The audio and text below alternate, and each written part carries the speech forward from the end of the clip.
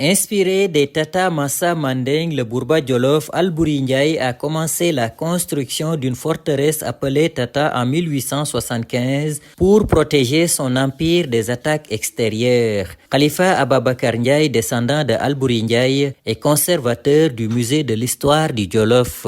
Et c'est en 1875 que Albouri a démarré la forteresse de Yang Yang, le Tata d'Albouri, qui s'est achevée en 1877, coïncidant avec la naissance du dernier Bourba Bouna Albouri. Et Albouri avait mobilisé 3000 hommes du pays qui ont utilisé des matériaux de la région, c'est-à-dire les pierres blanches de Yang Yang avec de l'argile. Ils ont pu mettre des forteresses qui ont plus de 100 ans d'existence actuellement. Bâties sur une hauteur de 6 hommes superposés, une largeur de 2,50 m où 30 chevaux faisaient le tour de la forteresse pour pouvoir servir aussi de mirador et de garde en temps d'attaque. Et ils sont aussi situés dans des zones stratégiques et ça leur permettait de faire face à l'ennemi en temps d'attaque et de refuge aussi pour permettre aux handicapés, aux femmes, tout le monde de pouvoir se réfugier en temps de guerre. Et c'était aussi des centres de décision. Les Tatas de Albouri ont été détruits le 24 mai 1890 par le colonel Dodds. Feu Mansour Bouna Ndiaye a réclamé à la France la réhabilitation de ce patrimoine du Djolof.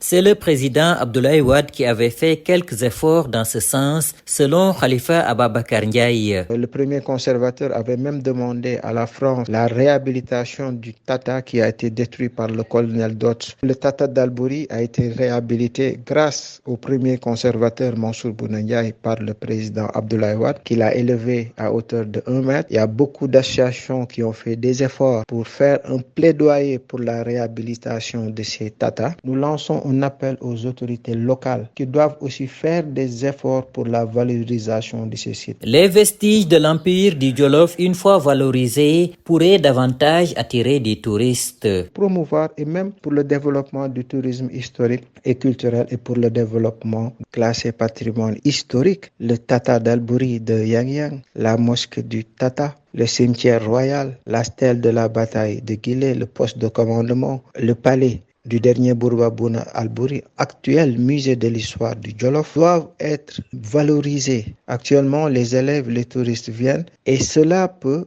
participer au développement même du Djolof quand on sait qu'actuellement la place qu'occupe le tourisme historique et culturel dans le monde et même au Sénégal. Il faut pouvoir s'inspirer de cela pour pouvoir ouvrir le Djolof et faire même de Yang Yang la capitale culturelle du Sénégal. Yang Yang a été la dernière capitale de l'empire du Djolof avant Thieng. Il se situe au nord du département de Linguère à 37 km de Dara Djolof.